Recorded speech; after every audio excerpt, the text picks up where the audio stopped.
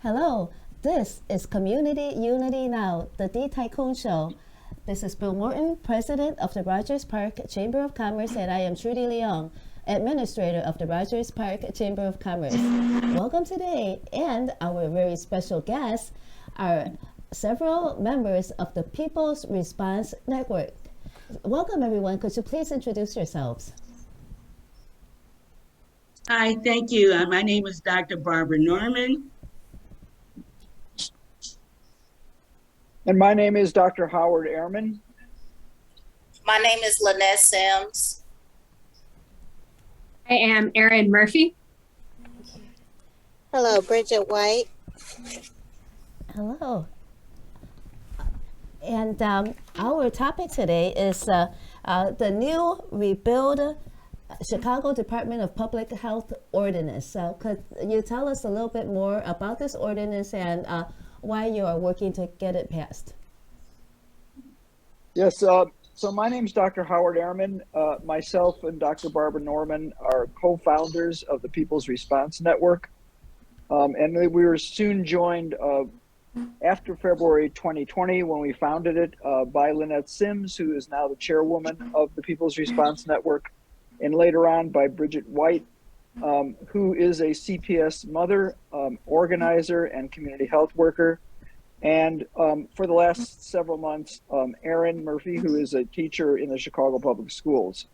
So I'm going to ask Dr. Barbara Norman, who was appointed the Deputy Health Commissioner under Mayor Harold Washington in 1984, who was my co-worker. I was appointed the Assistant Health Commissioner a year later, to explain what the whole concept is of public health nursing and public health teams going out to schools, which is the basis for the new ordinance. Thank you so much, Dr. Howard, and to the team. I'm pleased to talk about the ordinance and how did we all come together. We all are familiar with the COVID-19, and I've known Dr. Ehrman for many years, and when, of course, our new members.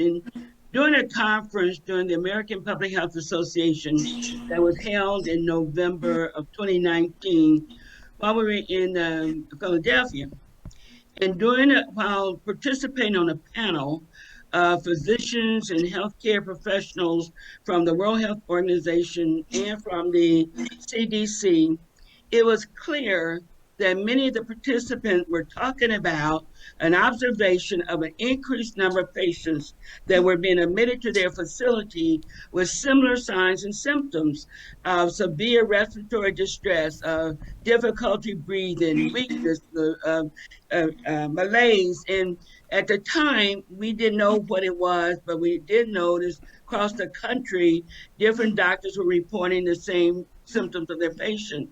Then in December of 2019, when I returned to Chicago, there was given a name. It was called SARS. It was SARS, which is the acronym for the severe respiratory syndrome. It was in January of 2020, you may recall that Chicago identified and admitted a patient in January of 2020, I believe 28, was diagnosed as COVID-19. It was at that time it became clear that the health department, which is the agency that is established by the Illinois state statute, who is responsible for addressing any particular communicable diseases transmitted to protect the people of the city. And during our conversation with Dr. Howard, other groups that I'm involved with, the Chicago chapter, the National Black Nurse Association, the Black Caucus of Health Workers, the NAACP, we became together and organized a People's Response Network. The acronym PRN refers to a group of people. We are a group of multi-ethnic, multiracial, intergeneration representatives from the community, where health professionals, business, educator, and worker came together to address this health problem.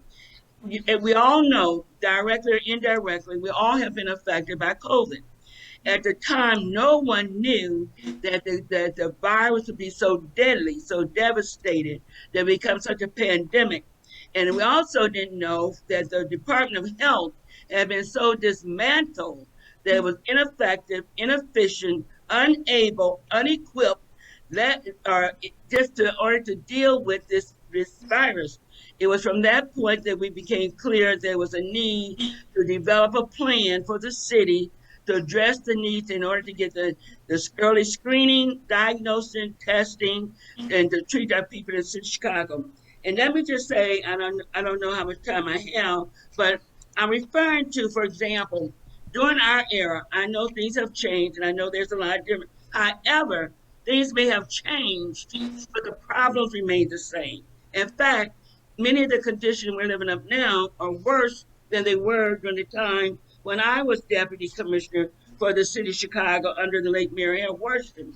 The administration then took public health very seriously. In fact, as the deputy of the health department, we sat at the table with the mayor, with all the top agencies like fire, police, public transportation, all your large agencies when we went over the budget.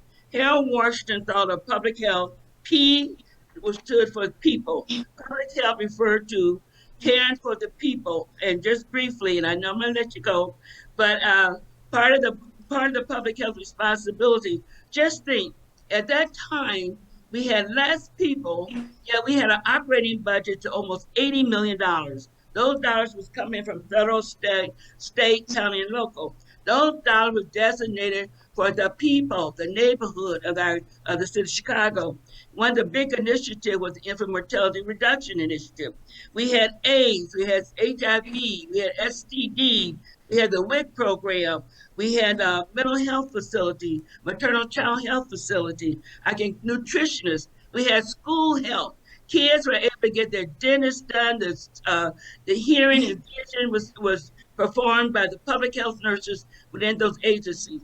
I can go on and on and on. Compared to today, if you look at the 2023 budget for public health for the city of Chicago, you will see it has been slashed, cut, debilitated almost 90%. They're unable to deal with the problem. That was the purpose and the need to come together to develop the ordinance. I'm going to refer now specifically to Dr. Howard because, I have a passion for this and I can go on and on. We do want to So ask very, a question though. If things are as bad as it seems that you have the figures that there has been a lot of cut in the funding. So who are your supporters? For instance, who is responsible for all these cuts? Let's say the Democratic Party. Is the Democratic Party behind you in reinstating this funding? Do you have any supporters in the Democratic Party to reinstate this funding? And is anybody who was responsible for all the cuts? So the answer to the question is the cuts began the day that Mayor Richard M. Daley took office in 1989 when he declared there are too many poor people in Chicago.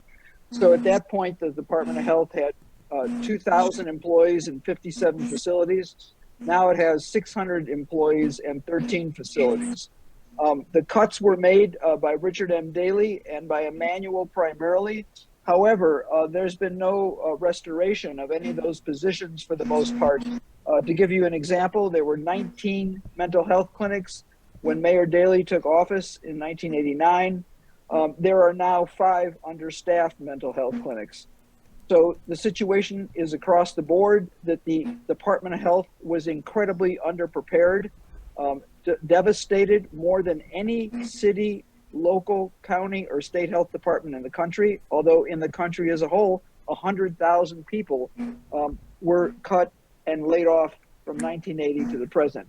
Who's responsible? The Democratic Party and the Republican Party. Every president, every governor, and every mayor. That's who's responsible.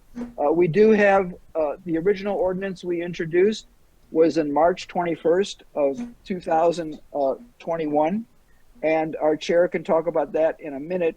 And that was basically sponsored by 12 alder people, including Byron Cicho Lopez, Jeanette Taylor, and 10 other people. That was immediately sent to the Rules Committee by the mayor of the city of Chicago, Lori Lightfoot, where it still sits. And so we've recrafted an ordinance that we're going to basically get the people to respond, the people to sponsor, and then the people will put heat on the various Democratic alderpersons to support this. But let me turn it over to Lynette because her perspective is very important also as the chair of the People's Response Before Network. we do that, when the ordinance is put in the Rules Committee, how hard is it to get out of the Rules Committee? Very hard. You have to have at least 26 aldermen to move it out, I believe. But Lynette actually knows more of those details than I do. And so you currently have 12 alder people. You need 26. You just mentioned, and do you put the blame on the alder people since what the 80s or the 1989? Do you put the blame on the alder people as well as the mayor for the cuts? Absolutely. All the alder people are responsible for this. Dr. Barbara Norman, 25th Ward Alderman Byron Cicho Lopez, and myself had a 1-hour conversation with 6th Ward Alderman Roderick Sawyer almost a year ago, who said he was going to support this, and nothing's happened. He's the chair of the Health Committee. But you can pick out any of the aldermen who have not supported this. And like I said, Lynette should probably go over maybe who has supported it because she knows that better than we do. But I can't. What I can't understand is 90% slash for the 2023 budget for public health. This is an election year. How could they slash the budget like that? How could the alder people and the mayor slash the budget like that during an election year? So I don't know if you had a chance to see our video from our forum where 5 of the candidates came a couple days ago. And again, Lynette can give you details on this, but here's what's happened. The reason that this is happening is because the vast majority of community organizations are bought into a privatized nonprofit industrial complex model. This is in every community in the city. So they basically, instead of Department of Health employees being hired, they're getting a part of the money, and that's why they're so quiet. And that's why most of the alder people are quiet. Go ahead, Lynette. Yes, so our ordinance got placed in the Rules Committee, as Dr. Ehrman said, March of 2021. We have the support of most of the Chicago Democratic Socialist aldermen, and also some from the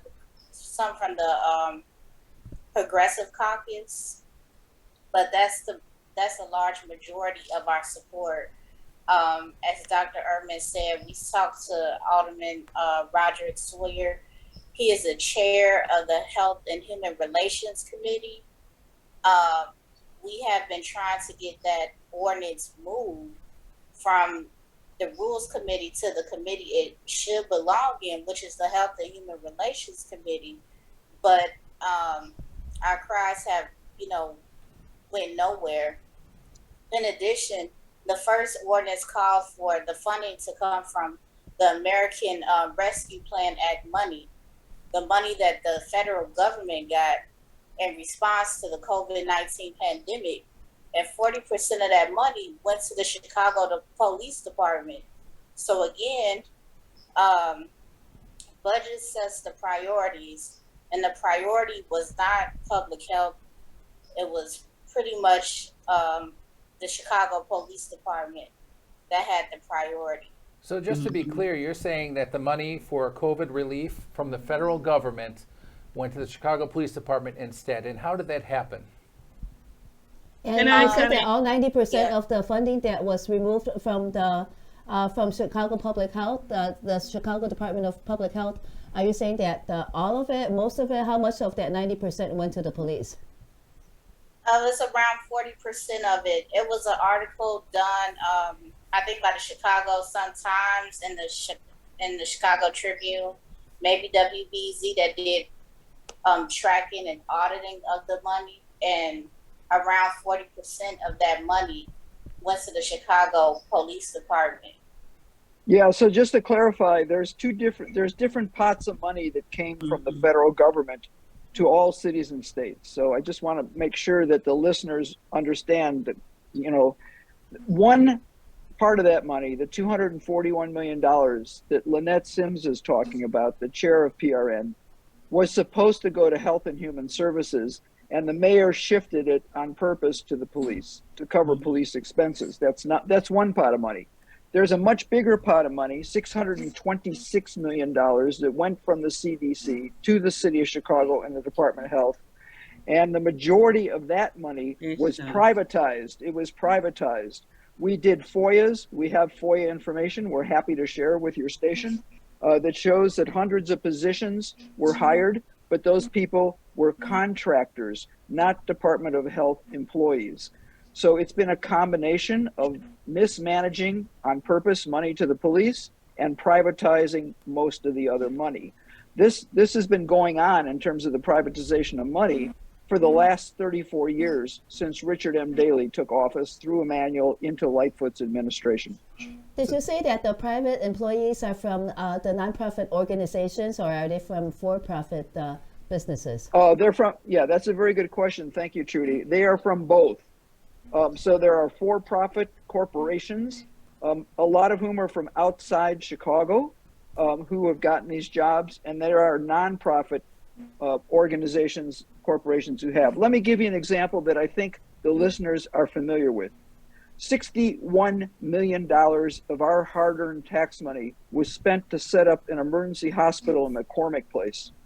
In the Chicago Sun-Times, if you Google it during this event that we're on now or afterwards, you'll find that the only amount of that money out of $61 million that went to anybody in Chicago was $500,000, or about 4% of the money actually went, 3% of the money went to an African-American businessman who had a car service to take people from their homes to that hospital, which of course was never used.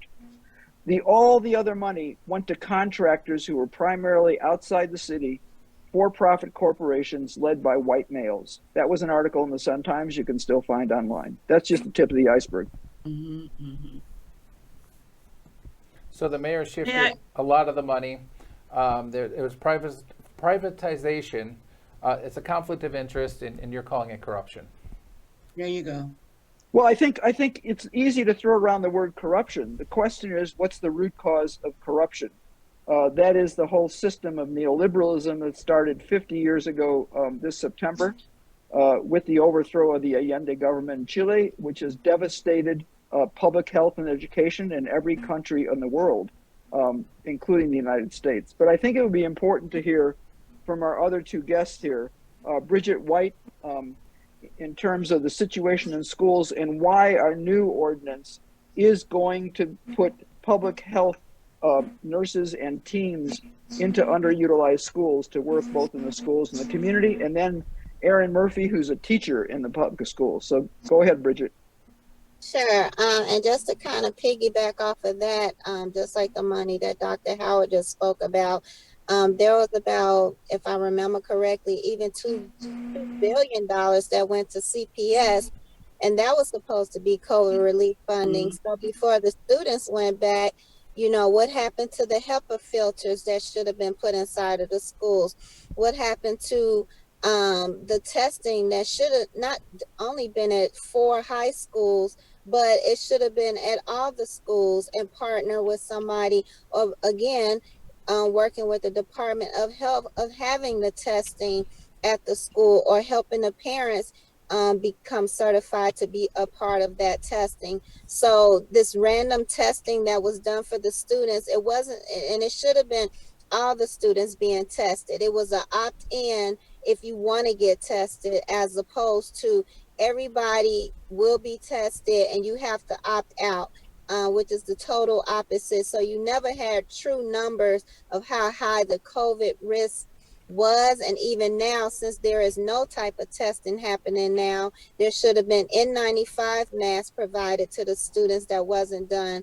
And then just to go into what Dr. Howard is talking about, a lot of the empty schools, again, because you want to make things convenient for families. You know, working as a mom inside the schools, volunteering, working as a community health worker, a lot of times these parents do not have transportation to get to where they need to go. So imagine if we could just make things convenient for parents and they can go to their local schools, or if they didn't want to use the local schools, you utilize the schools that they shut down. They've shut down 50 schools, and a lot of those schools still are not being used right now. So imagine if we can have a community of reimagining what that can look like, of utilizing those schools that could really be beneficial to our families, training community health workers, training nurses, and getting those from the community who looks like them. Because again, you want things convenient for families,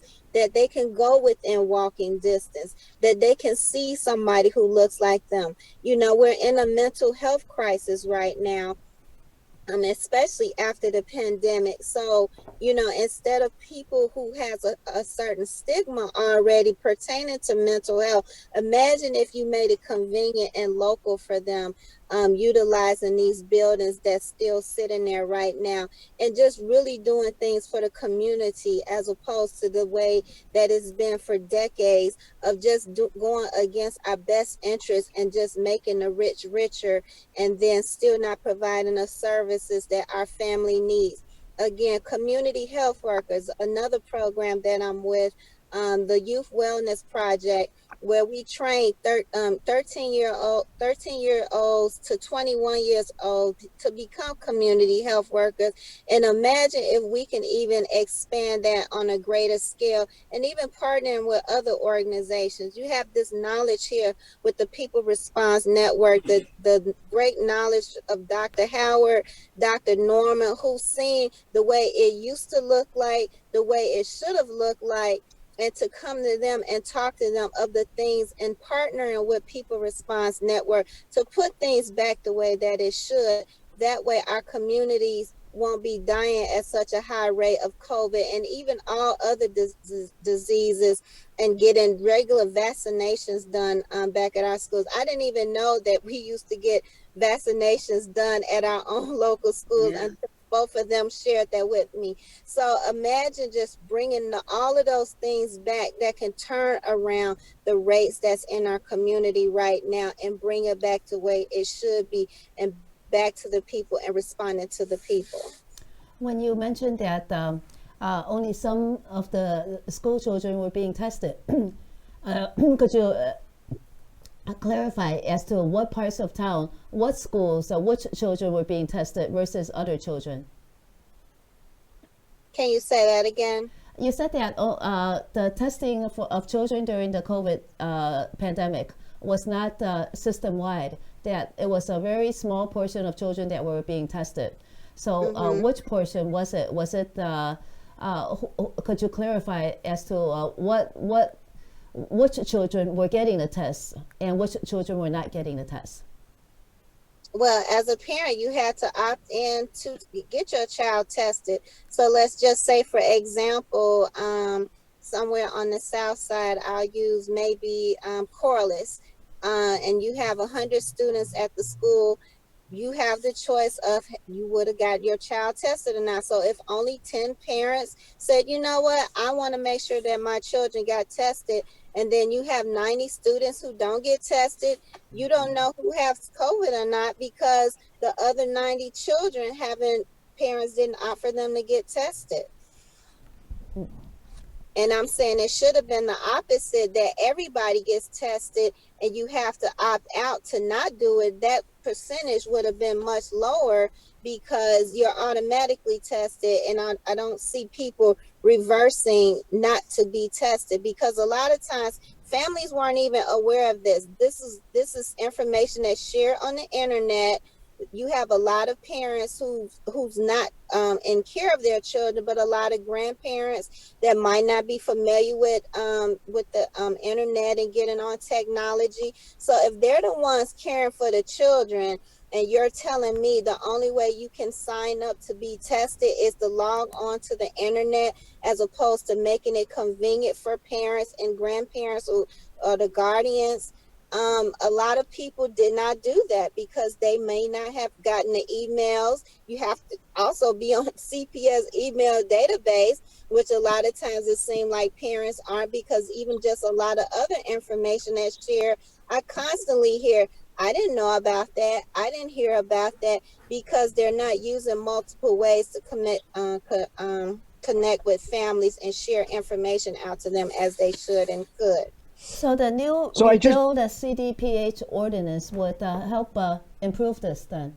That the people would get the public health teams, and the public health teams could address all these, everything here that is lacking, that's not happening. But how are you going to get the ordinance if it's so ingrained in the system, the status quo, that you are not getting the support for the ordinance? Well, I think you have to clarify what you mean by support. So I think what it is that we are trying to build a mass movement. We took a step forward on Sunday when over 200 people showed up at the most historic church in Chicago, Quinn Chapel AME Church. And the idea here is to take this idea of the ordinance out to every community, but particularly those communities on the south, southwest, and west side that have been hardest hit by every health and economic disparity, and build a mass movement to put literally heat on their alder people to get them to vote for this. So that's our methodology.